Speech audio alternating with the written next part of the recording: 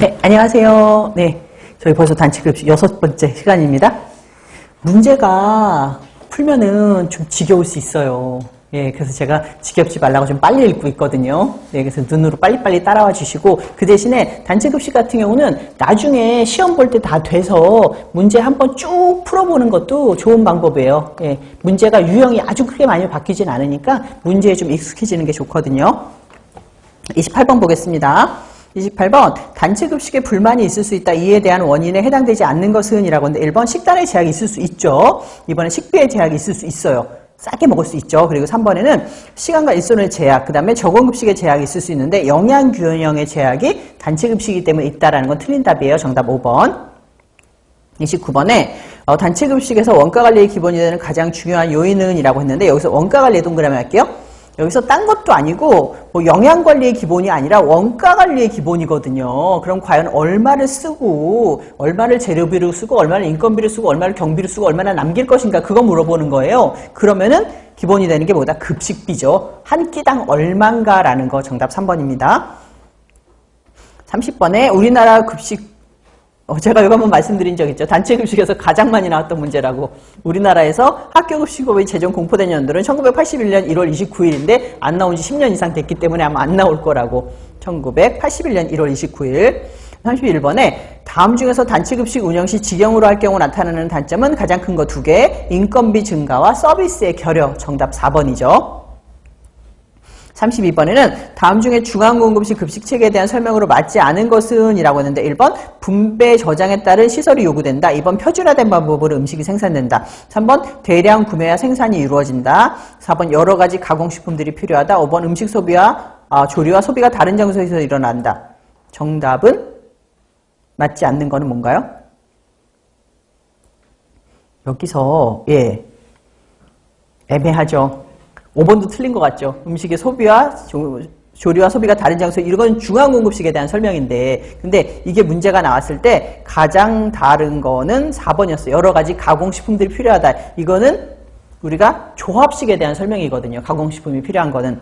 근데 음식의 조리와 소비가 다른 장소에서 이루어지는 것도 중앙공급식이긴 한데 여기서 만약에 이걸 홀하고 공간이라고 봤으면 주방 공간하고 홀이라고 봤으면 확실히 다른 거는 4번이기 때문에 그때 4번이었었어요. 예.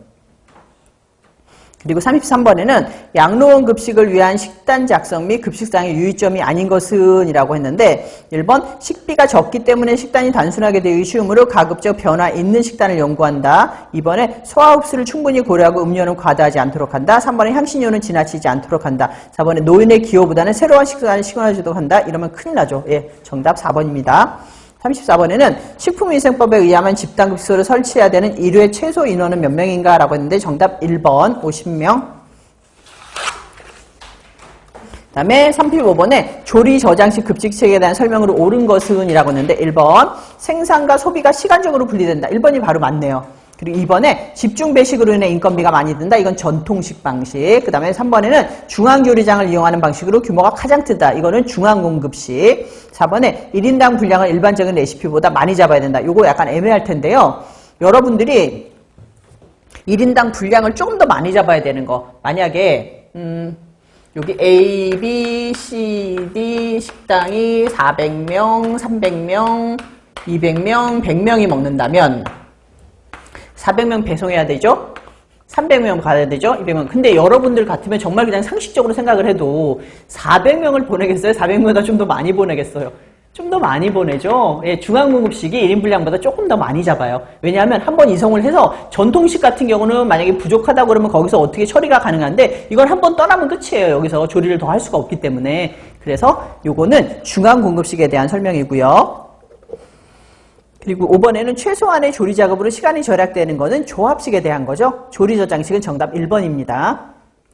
36번에 전통적 급식체계에 대한 설명으로 옳은 것은? 이라고 했는데 1번 대형 냉장 냉동시설이 필요하다. 이거는 조리 저장식이고요. 2번에 대량 생산이므로 여러 가지 최신 기기들이 필요하다. 이거는 중앙공급식이고 3번에 음식의 조리와 소비가 시간적 장소적으로 분리되어 있다. 이거는 조리 저장식 중앙공급식. 4번에 노동 생산성이 낮기 때문에 노동력의 공급이 충분해야 된다. 이게 전통적이네요. 정답 4번. 5번에는 반조리 식품을 이용함으로 인건비가 절감된다. 이거는 조합식. 그래서 정답은 4번. 37번에 위탁급식과 비교되는 직영급식의 장점은 뭐냐면 정해진 예산 내에서 재료비를 더 사용할 수 있어요. 왜냐하면 세금을 안 내기 때문에. 정답 1번.